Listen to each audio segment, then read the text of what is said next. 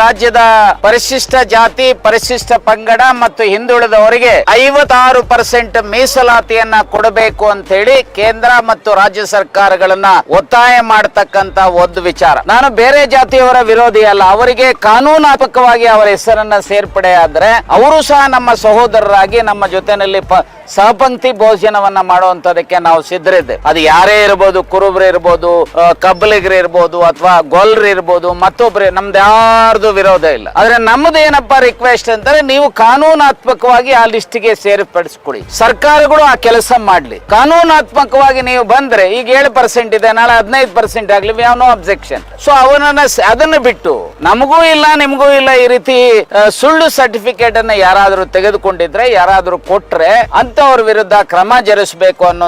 This video is sponsored by Mahalakshmi Jewelers, Mannur Multi-Speciality Hospital, KBN University, Kebab Corner Restaurant and Banquets, Imran Silk House, Archery Group of Institutions, and by Ideal with G.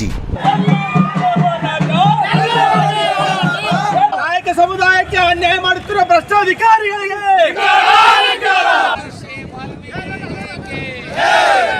ನೋಡಿ, ಇವತ್ತಿನ ಹೋರಾಟ 2 ವಿಚಾರಗಳ ಬಗ್ಗೆ ಹೋರಾಟವನ್ನ ಮಾಡ್ತಾ ಇದ್ದೇವೆ.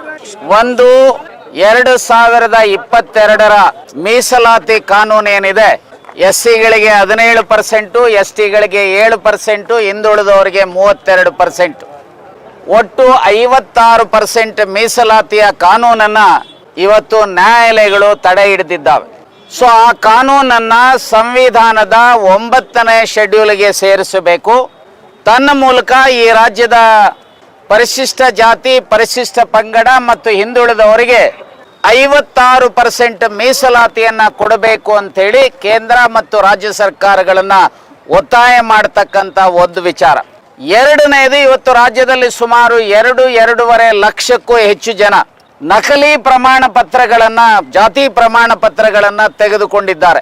ಅದು ಗುಲ್ಬರ್ಗಾ ಜಿಲ್ಲೆ ಇರ್ಬೋದು, ಯಾದಗಿರಿ ಇರ್ಬೋದು, ರಾಯಚೂರು ಇರ್ಬೋದು, ಬಾಗಲಕೋಟೆ ಇರ್ಬೋದು, ಬೆಳಗಾಂ ಇರ್ಬೋದು, ಬಿಜಾಪುರ ಇರ್ಬೋದು, ಹೀಗೆ ಅನೇಕ ಜಿಲ್ಲೆಗಳಲ್ಲಿ ಸಂವಿಧಾನದ ರೀತಿಯ ಅಥವಾ 1950ರ ST ಮೀಸಲಾತಿಯ ಆದೇಶದ ಹಿನ್ನೆಲೆಯಲ್ಲಿ ಕೆಲವು ಜಾತಿಗಳು ST ಆಗದ ಇದ್ದರು ಕಾನೂನು ಬಾಹಿರವಾಗಿ ಇವತ್ತು ಅಧಿಕಾರಿಗಳು ಕೆಲವರಿಗೆ ಸರ್ಟಿಫಿಕೇಟ್ ಅನ್ನ ಕೊಡ್ತಾ ಇದ್ದಾರೆ. ಮತ್ತೆ ಕೆಲವರು ಸಹ ಆ ರೀತಿ ಸುಳ್ಳು ಮಾಹಿತಿಗಳನ್ನು ಕೊಟ್ಟು ಸರ್ಟಿಫಿಕೇಟ್ಸ್ ಅನ್ನ ತೆಗೆದುಕೊಳ್ತಾ ಇದ್ದಾರೆ. ಈ ಹಿನ್ನೆಲೆಯಲ್ಲಿ ಸಾರ್ವಜನಿಕ ಹಿತಾಸಕ್ತಿಯನ್ನು ಸಹ ಹೈಕೋರ್ಟಿನಲ್ಲಿ ಹೂಡಲಾಗಿದೆ. ಅದರಲ್ಲಿ ಕ್ರಮ ಜರುಗಿಸಬೇಕು ಅಂತೇಳಿ ಹೈಕೋರ್ಟಿನ ಆದೇಶವೂ ಇದೆ. ಒಂದಲ್ಲ 3 ಸಾರಿ ಡೈರೆಕ್ಷನ್ಸ್ ಅನ್ನ ಕೊಟ್ಟಿದ್ದಾರೆ.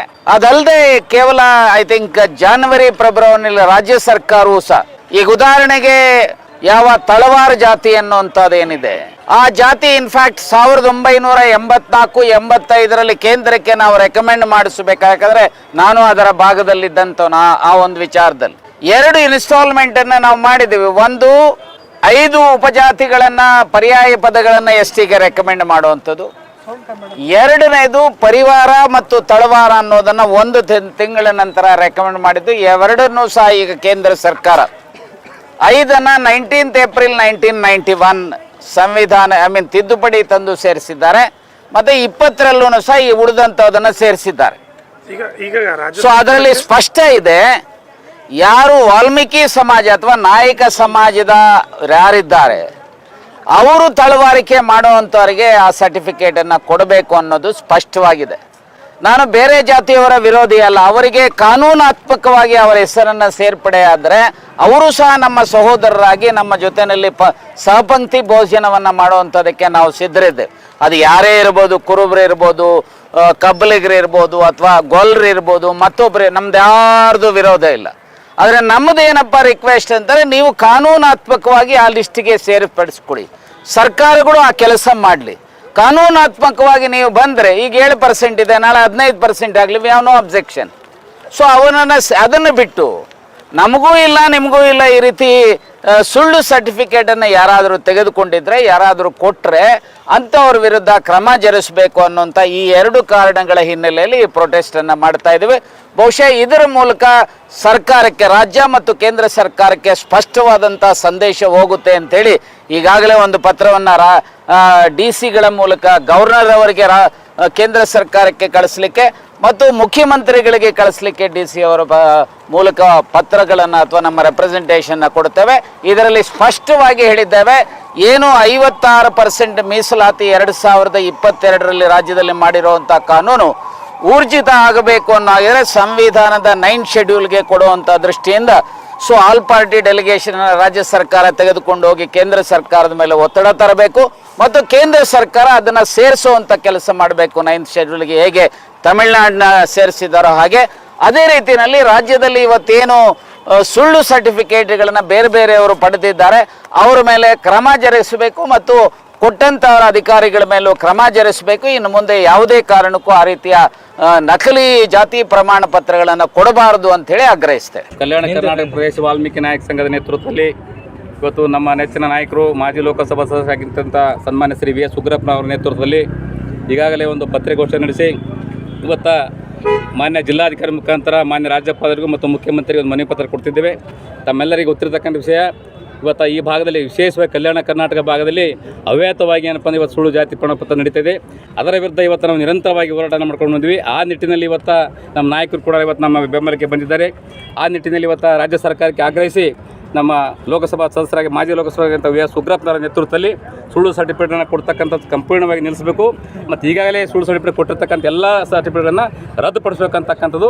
ಮತ್ತು ಇನ್ನೊಂದು ಮುಖ್ಯ ವಿಷಯ ಅಂದರೆ ಏನು ಇವತ್ತು ಕರ್ನಾಟಕ ರಾಜ್ಯ ಸರ್ಕಾರ ನಿರ್ವಹಿಸ್ತಕ್ಕಂಥ 56% ಮೀಸಲಾತಿಯನ್ನು ಇವತ್ತು ಹಿಂಪಡೆದ ಇವತ್ತು ಕೋರ್ಟ್ ಮುಖಾಂತರ ಅದನ್ನು ಮತ್ತೆ ಕೇಂದ್ರ ಸರ್ಕಾರ ಕಾನೂನುಬದ್ಧವಾಗಿ ಸಂವಿಧಾನಬದ್ಧವಾಗಿರ್ತಕ್ಕಂಥ 9ನೇ ಸಲ ಸೇರಿಸಬೇಕಂತಕ್ಕಂಥ ಒಂದು ಮೂಲ ಉದ್ದೇಶ 2 ವಿಷಯನ ಇಟ್ಕೊಂಡು ಇವತ್ತು ನಾವು ಪತ್ರಿಕಾಗೋಷ್ಠಿಯನ್ನು ಮತ್ತು ಮಾನ್ಯ ಜಿಲ್ಲಾಧಿಕಾರಿ ಮುಖಾಂತರ ಸರ್ಕಾರಕ್ಕೆ ಒತ್ತಾಯ ಮಾಡ್ತಿದೆ. ಈಗ ಕಲಬುರಗಿ ಜಿಲ್ಲೆಯಲ್ಲಿ ಏನಾದರೂ ಈ ಥರ ಸುಳ್ಳು ಜಾತಿ ಪ್ರಮಾಣ ಪತ್ರ ನೀಡಿರೋದೇನೋ ಸುಮಾರು ಒಂದು 10-15 ಸಾವಿರ ಸುಳ್ಳು ಜಾತಿ ಪತ್ರ ಈಗಾಗಲೇ ಕೊಟ್ಟಿದ್ದಾರೆ ಕಲಬುರಗಿ ಜಿಲ್ಲೆಯಲ್ಲಿ ಕೊಟ್ಟಿದ್ದಾರೆ ಮತ್ತು ಬೇರೆ ಬೇರೆ ಜಿಲ್ಲೆಗಳು ಕೂಡ ಕೊಟ್ಟಿದ್ದಾರೆ. ಅದನ್ನು ಸುಮಾರು 1 ವರ್ಷಗಳಿಂದ ಇವತ್ತು ಗುಲ್ಬರ್ಗ ಜಿಲ್ಲೆಯಲ್ಲಿ ಸಂಪೂರ್ಣವಾಗಿ ಸುಳ್ಳು ಸರ್ಟಿಫಿಕೇಟ್ ಕೊಡ್ತಾ ನಿಲ್ಲಿಸಿದ್ದಾರೆ ಅಧಿಕಾರಿಗಳು. ಆದ್ದರಿಂದ ನಾವೇನು ಮಾಡ್ತಿದ್ದಾರೆ, ಹಿಂದೆ ಕೊಟ್ಟಿದ್ದಾರಲ್ಲ ಆ ಸರ್ಟಿಫಿಕೇಟ್ನ ತಕ್ಷಣ ರದ್ದುಪಡಿಸಬೇಕು. ಯಾಕಂದರೆ ಆ ಒಂದು ಮೀಸಲಾತಿ ಇವತ್ತು ಮಿಸ್ಯೂಸ್ ಆಗ್ತಾಯಿದೆ, ಅದನ್ನು ರದ್ದುಪಡಿಸಬೇಕಂತಕ್ಕ ನಮ್ಮ ನಿರಂತರ ಹೋರಾಟ ಇದೆ. ಆ ಹೋರಾಟದ ಮೊದಲನೇ ಹಂತವಾಗಿ ಇವತ್ತು ನಮ್ಮ ಮಾಜಿ ಸಂಸ್ಥೆ ನೇತೃತ್ವದಲ್ಲಿ ಮಾಡ್ತಾ ಇದ್ದೀವಿ. ಇನ್ನು ರಾಜ್ಯ ಮಟ್ಟದ ಈ ಹೋರಾಟವನ್ನು ಕೊಂಡೊಯ್ತಕ್ಕಂಥ ದಿನಗಳು ಬೈತು ಮುಂದಿನ ದಿನಗಳಲ್ಲಿ. This video is sponsored by Mahalakshmi Jewelers, Mannur Multispeciality Hospital, KBN University, Kebab Corner Restaurant and Banquets, Imran Silk House, Alchere Group of Institutions, and by Ideal with G.